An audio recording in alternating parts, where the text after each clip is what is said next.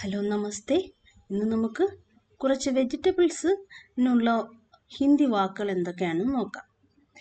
അപ്പോൾ ഫസ്റ്റ് വാക്കാണ് ഉരുളക്കിഴങ്ങ്. ഉരുളയ്ക്ക് എന്താണ് ഹിന്ദിയിൽ പറയുക? പൊട്ടറ്റോ. പൊട്ടറ്റോ അല്ലെങ്കിൽ പൊട്ടറ്റോയ്ക്ക് ഉള്ള ഹിന്ദി വാക്കാണ് ആലു. ആലു. അപ്പോൾ തക്കാളിക്ക് എന്താ ഹിന്ദിയിൽ പറയുക?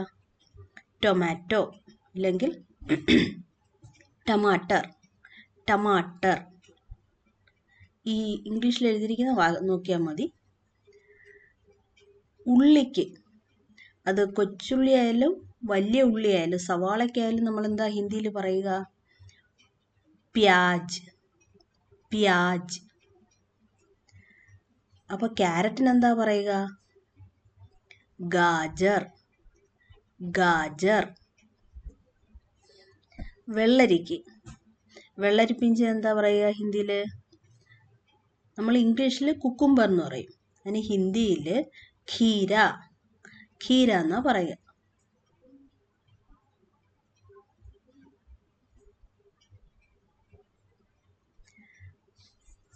പിന്നെ ചീര. ചീരയിൽ നമ്മൾ നോർത്ത് ഇന്ത്യൻസ് മുഖ്യമായിട്ടും പാലക് ചീര ഉപയോഗിക്കുന്നത്. അപ്പോൾ സ്പിനാഷിന് ചീരയ്ക്ക് ഹിന്ദിയിൽ പറയുക പാലക് എന്നാണ്. പാലക്. പിന്നെ കോളിഫ്ലവർ. കോളിഫ്ലവറിന് എന്താ ഹിന്ദി പറയുക? ഫൂൽ ഗോഭി. ഫൂൽ ഗോഭി. ഫൂൽ ഗോഭി. അപ്പോൾ വഴുതനയ്ക്ക് എന്താണ്? ബ്രിഞ്ചാളിന് എന്താ ഹിന്ദി പറയുക? ബ്രിഞ്ചാളിന് പറയുന്നത് ബൈങ്കൻ. ബൈങ്കൻ. അപ്പോൾ ഈ പച്ച പട്ടാണി, ആ പട്ടാണിക്ക് എന്താ ഹിന്ദിയിൽ പറയുക? പീസിന് മട്ടർ.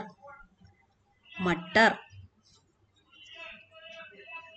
അപ്പോൾ ഈ ക്യാപ്സിക്കത്തിന് എന്താ ഹിന്ദി പറയുക? ക്യാപ്സിക്കത്തിന് ഷിംല മിർച്ച്. ഷിംല മിർച്ച്.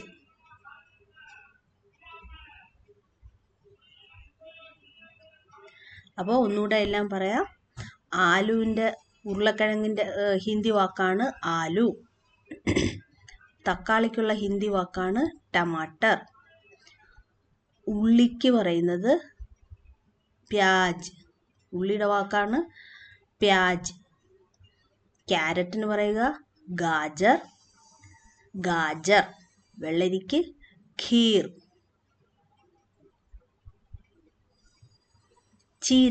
ചീരയ്ക്ക് പാലക്.